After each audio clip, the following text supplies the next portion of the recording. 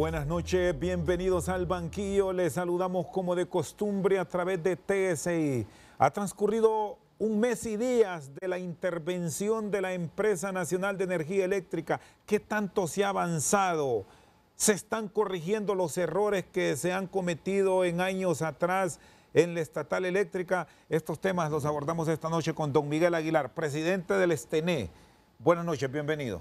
Bueno, gracias, licenciado Rosendo, por invitarme a este programa El Banquillo y hablar de un tema tan sensible como es la energía y un tema de la ENE que tenemos las esperanzas en medio de las condiciones que pasamos que podamos salir adelante. ¿Qué ha pasado en estos días? Se empezó con mucha actividad, pero si revisamos la última semana, ya esto ha bajado. Bueno, partiendo de lo que establece el PSM, el artículo 3, le da dos líneas, que es el epicentro del PSM a la Junta o a la Comisión Interventora, y le dice que váyase sobre la sostenibilidad financiera de la empresa. Y la otra línea es encaminada a la reducción de la pérdida. Entonces ellos empezaron, lógicamente, por ver lo de la mora, que eso se fue a los altos consumidores, se hizo una conexión con EH en base a la base de datos, el tema de pérdidas que se está viendo en el comité técnico, pero cuando se habla de la sostenibilidad financiera del ENE, es una tarea grande del licenciado Rosendo y el pueblo hondureño. Entonces, lógicamente, creo yo que se pasa de un valle y se llega a la montaña. Hoy entonces está en la montaña y se va a ver por parte de los comisionados el campo del juego donde va a haber los intereses. Es decir, ya están ahora en terreno minado, que pasaron lo que podemos decir era fácil, ¿o cómo lo interpretamos? Sí. Bueno, yo creo que siempre en cualquier intervención o en cualquier gerencia, siempre hay tiempos y curvas de aprendizaje, porque el tema energético es tan grande y dimensional en el país, y desde luego que se pone una comisión interventora es porque se va a tomar decisiones extraordinarias, porque eso ocupa decisiones extraordinarias de país. Entonces, el tramo que se ha avanzado en estos 30 días y que nosotros percibimos desde adentro, ha sido nomás en lo administrativo, sin decir que hay cosas que nosotros no percibimos como trabajadores que pueden tener equipos trabajando en el área técnica y en el área jurídica, equipos técnicos en el marco de lo que establece la pérdida y en la área jurídica financiera, donde se habla de la sostenibilidad del ENE.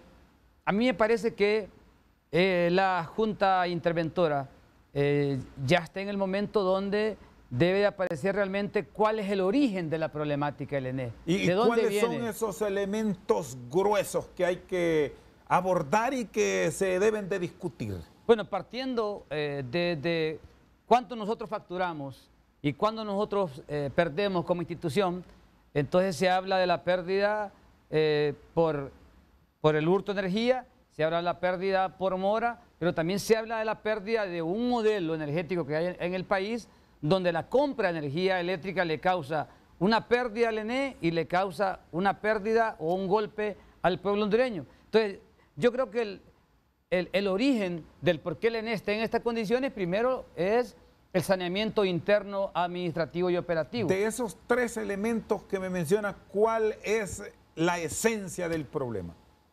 La revisión del total de los contratos de generación que están sobredimensionados en sus costos, que realmente son los que pesan más en la ENE, el tema de pérdidas, la revisión del contrato con EH y orientarlo y pasarlo a la inversión estrictamente a la reducción de la pérdida, y eso acarrea un camino un tanto más alto porque ya son intereses de ver de acuerdo entre partes contratos de generación, contratos de pérdidas que lleva EH y todo ese camino que es un círculo porque es una cadena de intereses que circula, y yo creo que ellos ya están en medio de esa montaña de intereses y viendo entonces cuáles son las variables de ese caminar en el marco de lo que establece como tarea el PSM. Vamos por partes. El tema de los contratos que tanto se habla deben ser objeto de revisión, pero al final se queda en eso. ¿De qué lugar partir? Y cuando me dice y me habla de revisión, hablamos de cuántos que sí deben ser ya prioridad su mirada. Es que vea, mire, el país tiene 2.638 megavatios. Esa es potencia instalada. Esa es la potencia que está contratada, que está instalada y contratada. Me dice 2.638 megavatios. Y hay más de 100 contratos que equivalen a 2.000 megavatios que deben de ser cancelados. A mí me parece que esta fase esos contratos deben de ser cancelados, los 2.000 megavatios. Pero estos 2.638 que son los que están contratados, el problema que tenemos es que la energía firme que está en esos 2.000 solo son 732 megavatios. Entonces, para hacerle frente a la demanda del 2020, que lo que se proyecta es que va a llegar a 1.675 megavatios, la demanda de este año, es real que Honduras ocupe energía firme, técnicamente es real, pero para llegar a eso consideramos nosotros que se debe de invertir primero más o menos unos 15 millones de dólares para poder potenciar transmisión en líneas que transporten la energía y en transformadores que transformen la energía. ¿Cuánto se está perdiendo, Miguel? Aquí hablan mucho de las líneas de transmisión, ustedes que son técnicos. En ese escenario, ¿cuánto pierde la ENE de potencia? Bueno, hay varias líneas de cómo pierde el ENE. Por ejemplo, una es que cada generador se monta a la línea o transfiere o transporta la energía por transmisión, es una papada que le paga de peaje y le vendemos energía. Y es aquí donde yo debo decir que de los 90 contratos que equivalen a 2.638 megavatios, hay uno de los más especiales que es el contrato de 400 megavatios que son hidroeléctricos y que es del ENE y que vale cero y que está en el sistema y que le crea una pérdida grandísima al ENE. Eso debe ser la primera línea de acción. Ese es el primer despacho. Ese debe de ser. Ese debe de ser el primer despacho y la primera línea de acción de la Comisión Interventora de meter esa energía al sistema conforme al plan de despacho propio de la ENE. Y en este momento, ¿cómo estamos? Son 400 megas aproximadamente de país. No, vale cero. Vale cero porque prácticamente la energía es una energía que se está perdiendo y le estamos sirviendo como amortiguación a la energía privada. Pero usted también me preguntaba en el tema de los contratos. ¿Pero se despachan los 400 o los problemas de falta de agua nos reducen bueno, el despacho? La falta de agua nos impide que el despacho sea pleno porque hay bajos niveles en el cajón. ¿Cuánto se está despachando de la energía del Estado que sirve en ese sistema de amortiguar la energía que se consume en el país? Bueno, mira, por ejemplo, le voy a poner de ejemplo Cañaveral. Cañaveral Río Lindo, 120 megavatios. O El Cajón con 300 megavatios. Pero le voy a poner de ejemplo Cañaveral. Cañaveral es una de las plantas con mejor rendimiento en el país hidroeléctrica, 120 megavatios. Pero hay momentos que solo genera 80 megavatios, no los 120, porque no los ocupa el sistema, porque tenemos más energía solar. Entonces se inyecta la energía solar, se inyecta la energía eólica y que es más cara, entonces nos impide vender realmente nuestra energía propia que vale 4 centavos mínimamente. Entonces esta tarea de los contratos debe de ser, reitero, lo primero es que el ENE meta su energía al sistema, que cobre lo que realmente debe cobrar, que se ordene la casa y que avancemos en lo administrativo y en lo operativo desde adentro de la empresa. ¿Qué impide hacer eso, Miguel? Ese punto que usted expone ahora, tener un despacho primario de energía del Estado, energía barata, a la red de distribución. Bueno, es que lamentablemente el modelo energético que tenemos en el país, los contratos tienen amarrada al ENE. Hoy que ya hay una ley general de la industria eléctrica, el decreto 404-2013, establece ya otros mecanismos que no puede, que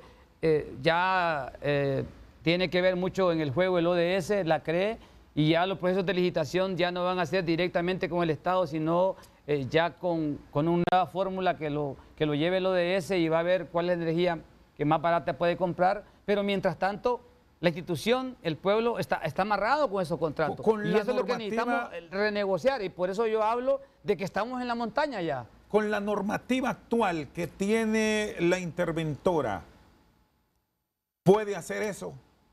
A mí me parece ¿O que hay que ir a pedir modificaciones al Congreso? Nosotros esperamos de que, y lo hemos expresado en una nota, en una comunicación que le mandamos a la Comisión Interventora, que se potencialice un camino que abra una concertación en materia eléctrica en el país, porque aquí debe haber aporte también de los generadores, ¿verdad? Que el pueblo hondureño les ha pagado por años un alto costo del kilovatio, a ver en qué momento llegamos a una renegociación o que vayamos a un verdadero despacho económico. Pero el problema es que nadie quiere soltar nada y es allí donde debemos llegar. Igual también con el tema de pérdida. Debe de haber un avance importante para que haya una renegociación del contrato bajo el pliego de condiciones y que vayamos a la inversión en la reducción de la pérdida. ¿Hay en este momento contratos con costos fijos que actualmente los paga el Estado? Bueno, si es que, fíjese que, ¿usted se acuerda que antes se pagaba a los generadores térmicos casi 182 millones de lempiras al mes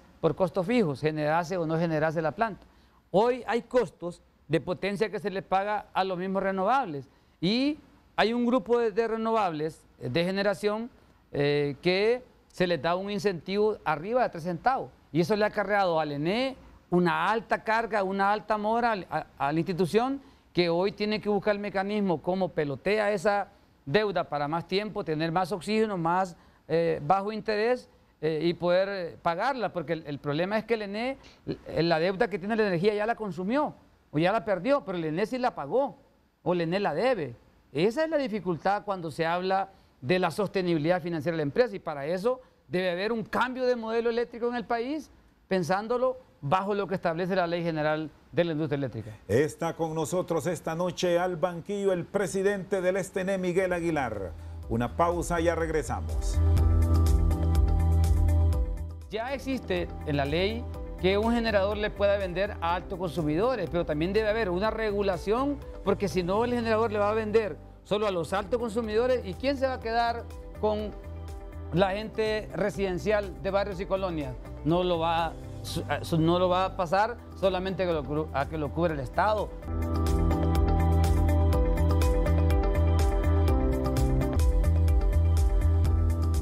Seguimos esta noche al banquillo con Miguel Aguilar. El costo fijo, se habla tanto. ¿Qué es? Bueno, el costo fijo en aquel momento se pagaba por tener una planta a disponibilidad. Que es decir, se paga una energía, la sirvan o no la sirvan. Se paga un porcentaje, ¿verdad? Por eso se llama costo fijo, tal vez no es el total de lo que la generadora... Pero hay un pago por tener esa energía ahí disponible. Hoy eso era en aquel momento. Hoy en este momento lo que se paga es potencia. Entonces se les paga potencia a los generadores cuando no se debería pagarles, porque si en este momento se pagaban costos fijos, las plantas ya se pagaron. Ya las plantas ya dieron el rendimiento y la población los pagó. Y si es renovable, el canón, el aire, el viento, el sol es del pueblo hondureño. No tenemos por qué pagar potencia. Y eso nos está afectando como institución porque está absorbiendo el ENE una carga en ese modelo de compra de energía que golpea a la institución. ¿Cuánto se pierde en ese renglón? Estamos hablando de millones, Chendo, porque el problema es que la energía que más se despacha en el día es la energía solar y eólica cuando hay sol o cuando hay viento. Pero cuando llegamos a la hora noche tenemos el problema del déficit, porque realmente no hay sol, no hay viento, tenemos que meter la energía firme o tenemos que meter realmente la capacidad que podamos tener en Cañaveral, Río Lindo, Cajón o cualquier otra hidroeléctrica. Pero yo lo que sí hemos propuesto es que Honduras debe tener un cambio de modelo energético, donde está bien que el inversionista generador gane, pero en este momento el pueblo está perdiendo, la institución está perdiendo y 10 familias están ganando. Y eso la liberación, no se vale. ¿Por qué tanta traba? Es que el tema de la liberación del mercado en el sector energético, bueno, Guatemala le llevó 12, 15 años y Honduras nos va a llevar un tiempo porque eso va a significar que el que tiene un contrato con el ENE se suelte y que vaya al mercado de spot, que así lo establece la ley general. Pero aquí también yo debo decir algo. Ya existe en la ley que un generador le pueda vender a altos consumidores, pero también debe haber una regulación porque si no el generador le va a vender solo a los altos consumidores y ¿quién se va a quedar con la gente residencial de barrios y colonias? No lo va a pasar solamente a que lo cubre el Estado con su potencia hidroeléctrica. Debe haber toda una regulación que debe intervenir la CRE, la ENE, lógicamente. Este es un proceso, licenciado Rosendo, pueblo hondureño. Y en este proceso, lo que nosotros aspiramos como trabajadores es que se nos den garantías de igualdad de condiciones de competir a la ENE. No le tenemos temor a esos cambios como trabajadores y como institución, pero que nos den las garantías y podemos competir tal y como está la ENE, en generación con su talento humano muy capaz, en transmisión igual. Y yo quiero comentarle, hemos hablado con la ministra Miriam y con los comisionados y hemos estado en estas 2 semanas viendo el mecanismo, cómo se fortalece generación en talento humano, en transmisión igual, y la estructura de Patuca, porque es importante que Patuca entre al sistema. Bueno, ¿y qué ha pasado, por cierto, con Patuca desde el 19 de diciembre? Estamos hablando del 2019. Tenían que hacer pruebas, sí, pero seguimos esperando de saber cuándo entrará esa energía.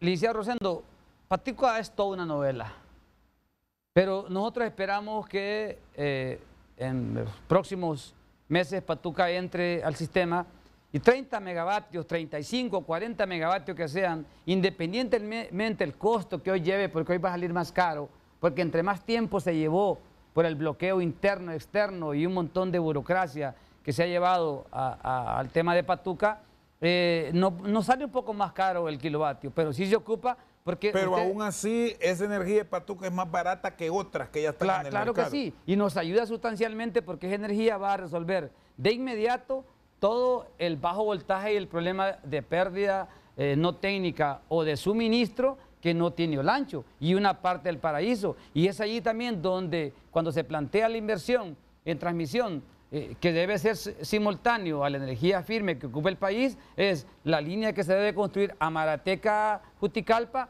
Juticalpa-Laguán.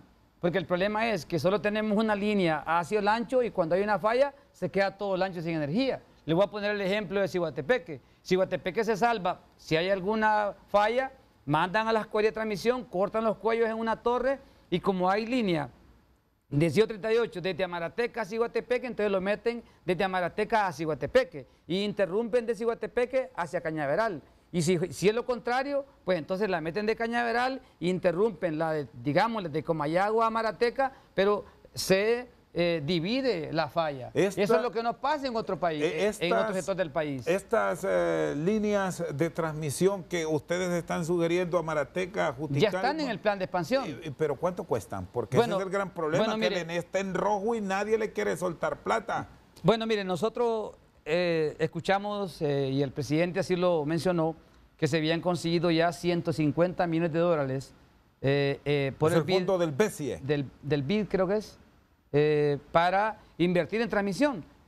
Pero lo que sí necesitamos es pasar el agudo verano del 2020, que se ocupan 15 millones de dólares aproximadamente para que usted pueda ampliar la capacidad en la subestación y la capacidad en la transmisión, porque la transmisión no ocupa solo 150 millones de dólares, ocupa arriba de 500 millones de dólares para que usted pueda cerrar un anillo en todo el país. Le pongo un ejemplo de Progreso Ceiba-Aguán. La línea que está es una sola línea desde Progreso a La Guan.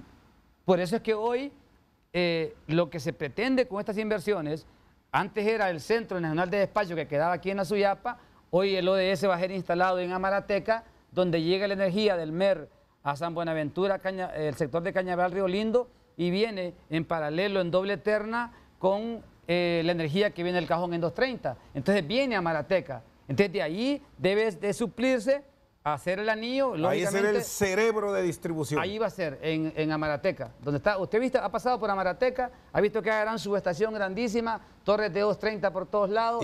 ¿Pero cuánto, Miguel? Bueno, no, es que eso ya está prácticamente avanzado, ya está construido, ya más bien hay personal del ODS en esa parte donde nosotros esperamos. Este año se deben de dar pasos importantes en la inversión en transmisión. Y realizar esa inversión, que al final la hace el Estado, aun y cuando hay algunos generadores que se han comprometido a hacer o formar parte de esa transformación y no lo han hecho, le van a garantizar finalmente al pueblo, al que sufre por pagar un recibo, que habrá una caída o una reducción de costos. Pero en este momento, si se habla de esas inversiones, es el aseguramiento de la continuidad del servicio, es el aseguramiento de la calidad en la transportación, en la transformación y en la distribución de la energía. No estamos hablando de la tarifa, no estamos hablando de que baje la tarifa, estamos hablando de cómo aseguramos la energía que llega al pueblo hondureño. Ya que la aspiración como pueblo, siendo el segundo país con más riqueza hidroeléctrica y con grandes condiciones naturales, bajemos la tarifa, aprovechamos. Debería de ser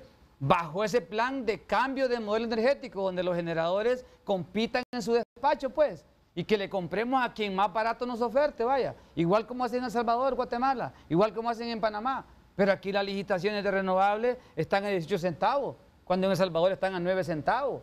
¿Y cuánto está de aquí El Salvador a la frontera? ¿Cuántos kilómetros hay? Es corto. ¿Cuánto hay de aquí a Guatemala? ¿Y por qué en Honduras el sol entonces es más caro? ¿Por qué el aire en Honduras es más caro? No, mira, aquí lo que ha pasado es que sin duda en todo este esquema está metida acciones en los contratos que golpean la institución, pero el INE debe cumplirlo. Mire, yo le hablé de 2.638 megavatios y todavía se habla de comprar energía firme. Entonces el camino que el ENE agarró, el camino renovable, le salió caro y no fue ese el camino. Tiene que buscar hoy otro camino para poder sustentar la demanda de este 2020 y la demanda proyectada hacia 2029. Está con nosotros esta noche al banquillo el presidente del STN, Miguel Aguilar. Una pausa, en breve continuamos. Me parece a mí que ahí tuvo que haberse dado la fuerza jurídica porque no cumplía el pago, la fuerza técnica en el campo y hacerlo visible.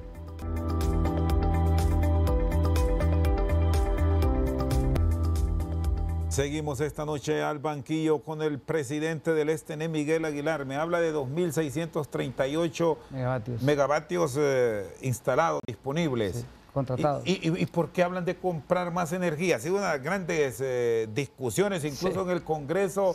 Recientemente se aplazó un contrato. De veras que esto, para el pueblo, esto es inentendible, pero vamos a tratar de explicarlo en el mayor español. Yo soy intibucano, yo soy lenca, vengo de Intibucá.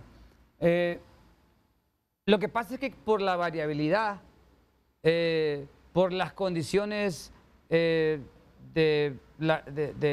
agua, de sol, de viento, esa variabilidad salen casi 500 megavatios eólicos, salen casi 400 megavatios solares, salen casi 200 megavatios, 220 hidroeléctricos y salen casi 80 de biomasa. Solo ahí suma usted casi 1.200 megavatios de los 2.638. Entonces le queda un margen como de 1.400 y fracción de megavatios para hacerle frente a la demanda que se proyecta en este 2020 de 1.675 megavatios.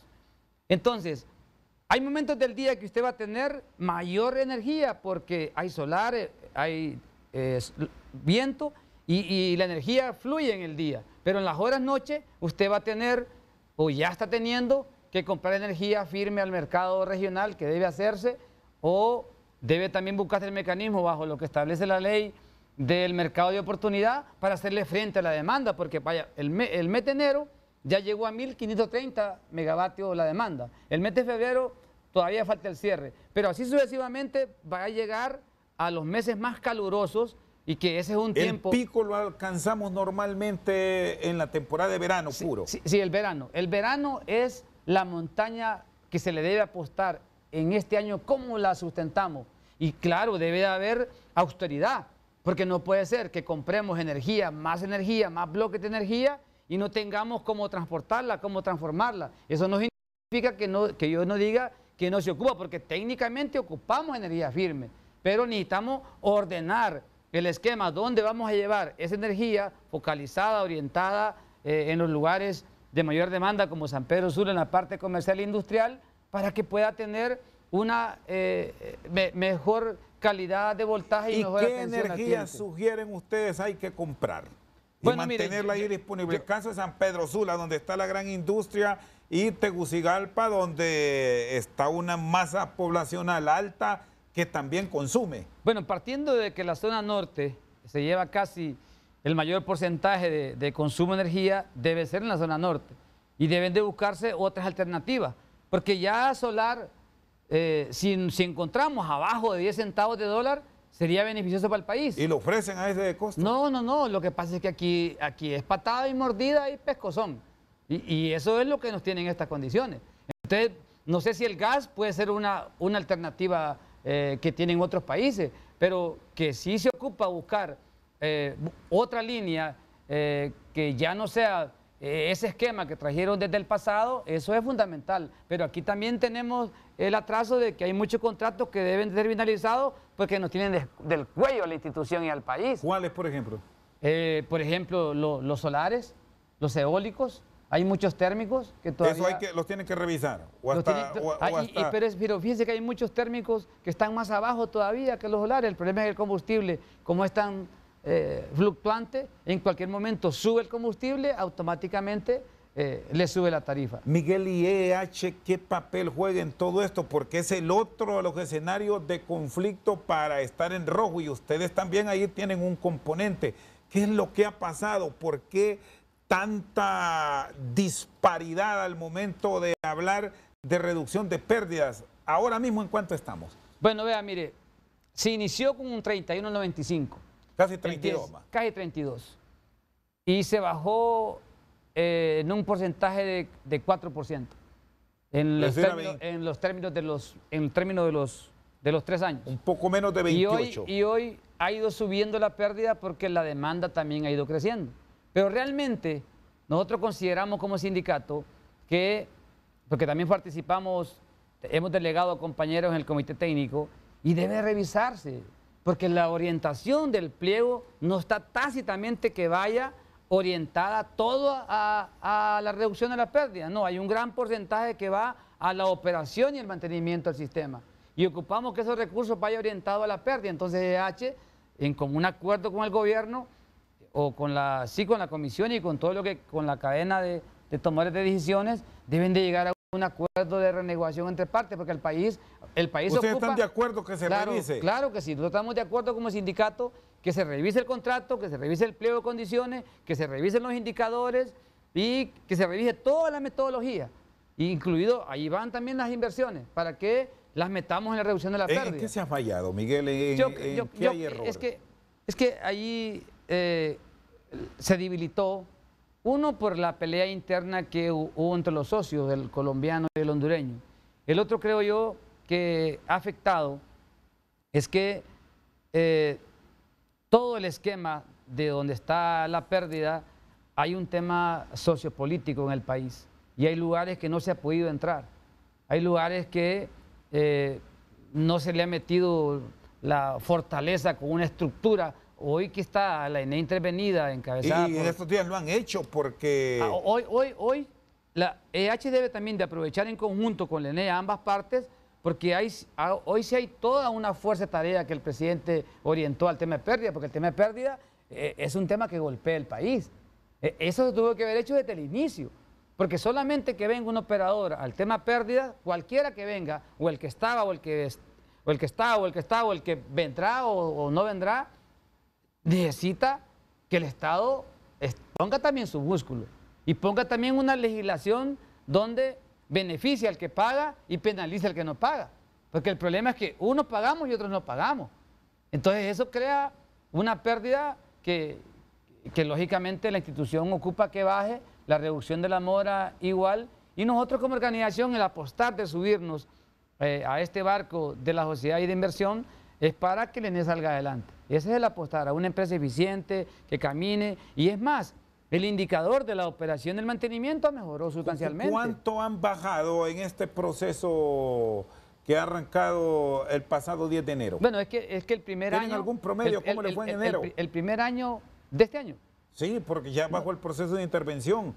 Le planteé al inicio, se empezó con mucho dinamismo. No, el proceso de enero fue favorable en la recuperación de mora. Fue favorable en que EH sacara una normativa, reglamento, para que la población llegase a EH y dijera, bueno, el decreto dice o el reglamento dice que me va a bajar tanto porcentaje y voy a pagar. O sea, la gran decisión en el marco de la reducción de la pérdida falta todavía entre un acuerdo entre partes. ¿Y qué es lo que pasó, Miguel? Ustedes que estaban y que con personal tienen visita de campo, y llamó la atención que ahí habían personas que debían hasta 50 meses y no pagaban y tranquilamente el servicio seguía. Y a un humilde debe 2 meses y le van a meter la tijera y lo exhiben. Bueno, realmente que me parece a mí que ahí tuvo que haberse dado la fuerza jurídica porque no cumplía el pago,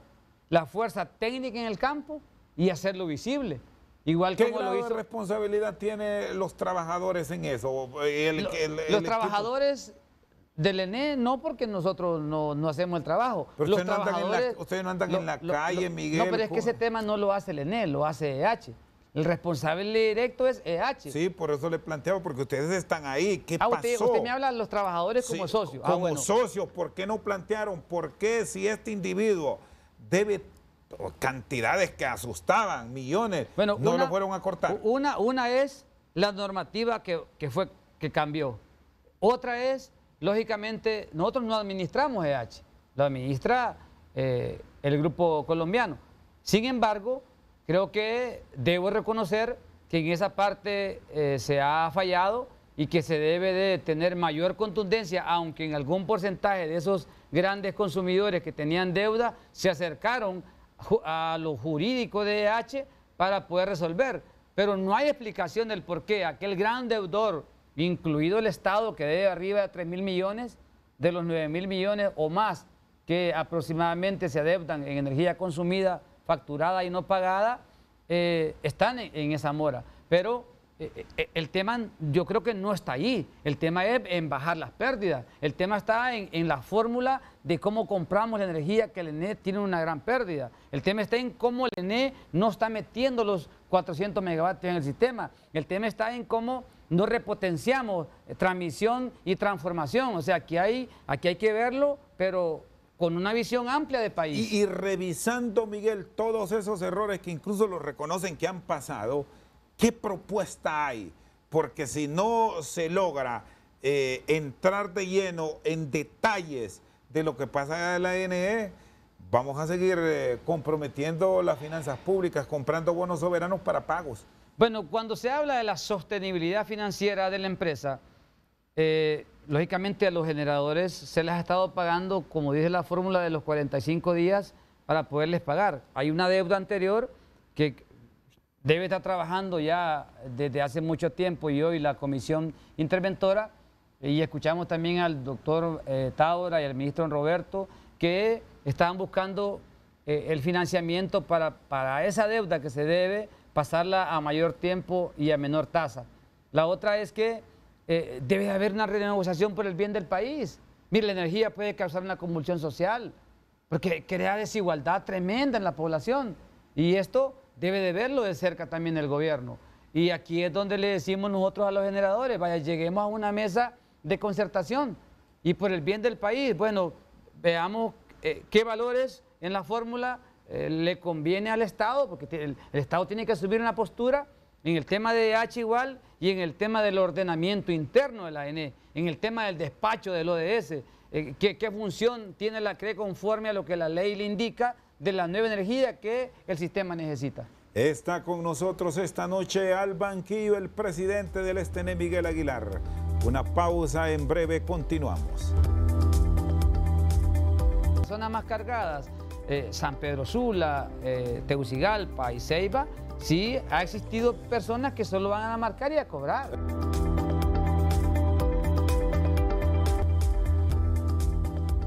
Seguimos esta noche al banquillo con el presidente del STN, Miguel Aguilar. ¿Les extrañó, les molestó? ¿Ustedes quedaron exhibidos?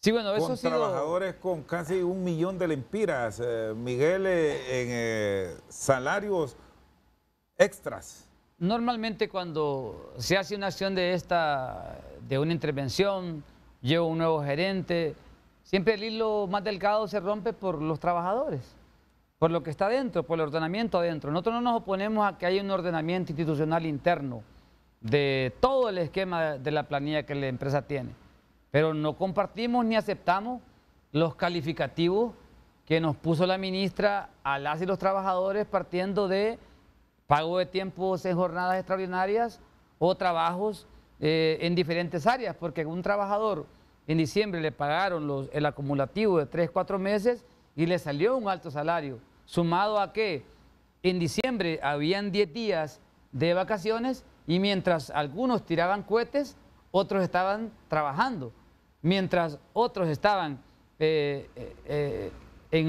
haciendo otras cosas, nuestros compañeros estaban trabajando a horas noche, a horas día, y eso les acarreaba, lógicamente, sus esfuerzos, pero también acarreaba un costo de dinero.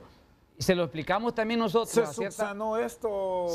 Sí, estamos ya prácticamente llegando a final del mes de febrero y tendríamos ya una nueva estructura, le comentaba al inicio, en conjunto con los comisionados, para fortalecer generación y transmisión, porque el problema es que en algunas subestaciones solo hay 2 operadores y esos 2 operadores están trabajando 12 horas, cuando un operador, según el manual, debe trabajar 6 horas. ¿Y van a contratar no, la gente la sacamos personal, de adentro. o ustedes tienen ahí personal interno para moverlo y colocarlo, y tampoco estar agotando a una persona con horarios de más de 10 horas laborales? Bueno, eso es lo que hablamos con los comisionados, encabezado por la ministra Guzmán, de que el personal fuera interno, y así lo acordamos con ellos, y los técnicos que pasarán a generación, subestaciones o transmisión son técnicos eléctricos o técnicos mecánicos, y los operadores, que también deben de ser capacitados con una inducción y con una capacitación en campo y en situ, en los horarios que establecen, para que en marzo en adelante, si es posible, ya la estructura esté completa y no tengamos ese desfase de que a un compañero se le señale porque trabajó tiempo extraordinario de más. No es que se va a eliminar el trabajo de tiempo de jornada extraordinaria, porque somos una empresa de servicio eléctrico. ¿Cuánto se paga en horas extras? Ustedes conocen bien de la estructura. Bueno, se venía pagando más o menos 6 millones y medio de jornadas extraordinarias. Mensuales. Y ya completando la estructura, porque ese es un problema de la empresa, no del trabajador. Si metemos los 4 operadores o los 5 operadores, lógicamente se reduce el tiempo, pero siempre también hay un recargo, porque el trabajar de noche no le vale la hora como trabajar de día. El que trabaja un fin de semana de noche es más caro. Sí, es más caro. Y lo dice el código, lo dice nuestra contratación colectiva. Y nosotros como sindicato vamos a defender ese derecho para todos los compañeros que se lo han ganado, no para aquellos que se inventaron una jornada extraordinaria, o que el jefe, por quedar bien con su motorista o con quien sea, le dio una jornada inventada. Eso no lo aceptamos y estamos de acuerdo que se revise. Pero donde se comprobase que hay un acto irregular, ya están los reglamentos, está el contrato colectivo que establece cuál es el procedimiento para una audiencia o la investigación que debe hacer el Tribunal de Cuentas. Pero lo que no aceptamos nosotros, se lo dijimos a los comisionados, es que pongan al trabajador en los medios como los culpables del problema de la ENE y los acusen de X, Y, Z motivo. Eso es lo más fácil. No, hombre, vayamos a lo grueso. Por eso hablo yo de que la comisión debe estar ya en la montaña. Y cuando se habla de montaña, se habla que no hay caminos, que debe construirse el camino para poder salir de esa montaña. Si es la tarea que se les ha dado bajo SPCM, si es la tarea que el país espera de los comisionados e interventores del ENE. Estamos. Y deben haber movimientos internos en cuanto a personal, ¿lo han hablado eso? Incluso hasta de salida de algunos para traer otros en el área estrictamente técnica. ¿Cómo lo están manejando? Bueno, vea, mire. Le pregunto esto, Miguel, perdón, porque siempre se plantea que el ENE ha fallado por los políticos, pero muchas veces los sindicatos se han prestado para que hagan cosas los políticos. Bueno, el tema de la planilla del ENE, si bien es cierto, hay alguna gente... ¿Cuántos empleados son, Miguel? La comisión decía que eran 2.400, nosotros decíamos que eran 2.240. ¿Saben dónde vamos a saber bien exactamente la planilla? Es al final de febrero, porque ahí se va a ver cuánta gente, si es que había gente fantasma en el ENE, tuvo que haber salido. Porque ya la preintervención... Hay algunos cargos que ustedes no los manejan, No, que no saben. no, nosotros manejamos la planilla nomás de los afiliados, porque ya la preintervención, que hablamos con la ministra Rocío Tábora, ya la preintervención decía cuáles son las líneas que se deberían de llevar en la factura de energía, o en el tema de talento humano, o en los controles administrativos, tecnológicos dentro de la empresa. Nosotros le apostamos a que al trabajador se le pidan indicadores bajo su trabajo, pero que tenga su equipo, que tenga sus herramientas, pero también motivándolo. También el trabajador necesita capacitaciones, necesita condiciones laborales, no necesita nomás una metralleta que lo apunte para que trabaje. No, eso no ocupa el trabajador. El trabajador del ENE es muy capaz, muy eficiente, en todos los niveles. Pero si alguien va a trabajar, si alguien no va a trabajar y se le está pagando, debe salir, independientemente de quién sea. ¿Y saben ustedes si eso ha pasado en los últimos años? Ya. Si ha pasado, pues sí que nosotros mismos lo hemos denunciado. Si ha pasado, y es más... ¿En qué departamento es donde es más visible eso? Es más visible en lo administrativo. Es más visible en lo administrativo y en lo técnico, porque como las cuadrillas se componen de 3, 4, 5 compañeros, más bien hace falta personal. Pero lo administrativo, las zonas más cargadas, San Pedro Sula, Tegucigalpa y Ceiba, sí ha existido personas que solo van a marcar y a cobrar. Hay paracas ahí. Entonces eso debe corregirse y la Junta debe corregirlo. Pero hay gente que nosotros ni sabemos ni quiénes son. Hoy, por ejemplo, se ve en el ENE gente que nunca le he visto yo, pues.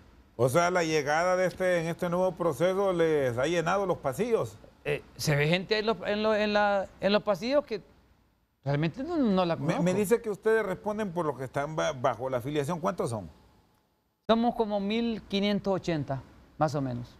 Los de demás... 2.400.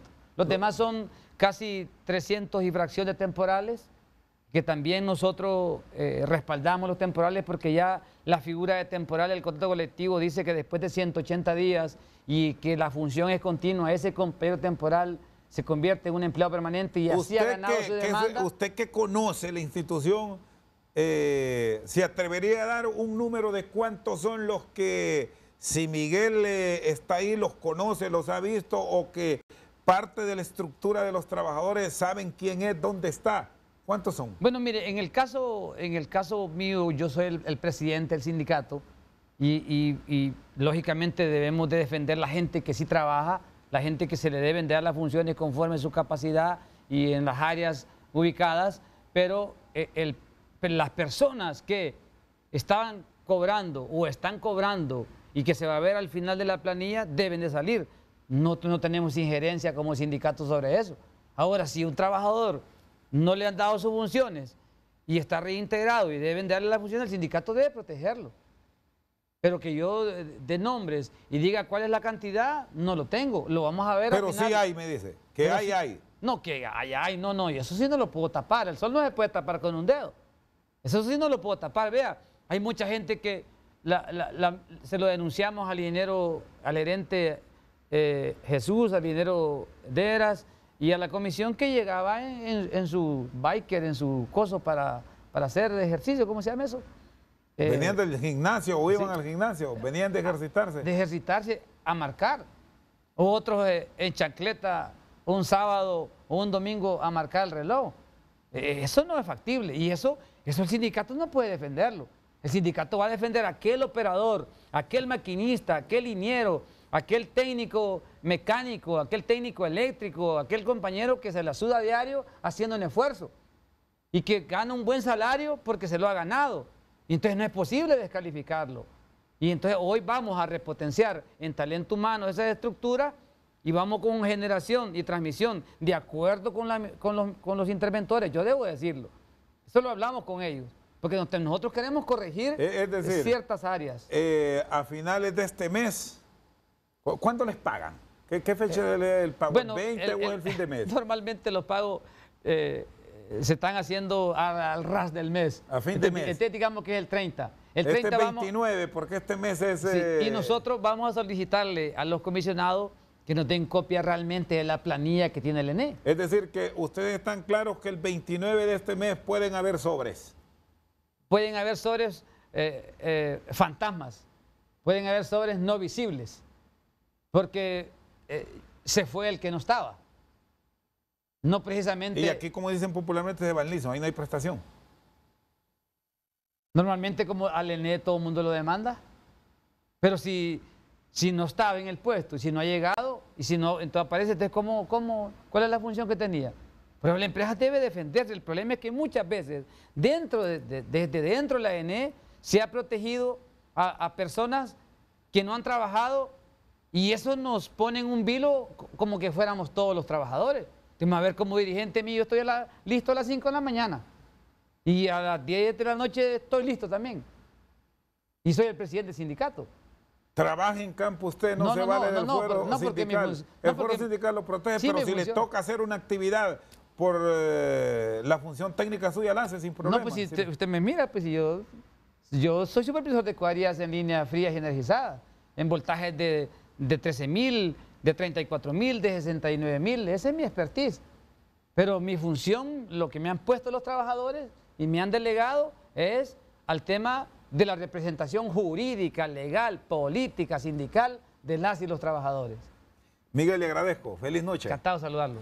Con nosotros esta noche al banquillo el presidente del STN, Miguel Aguilar. Por su sintonía, muchas gracias.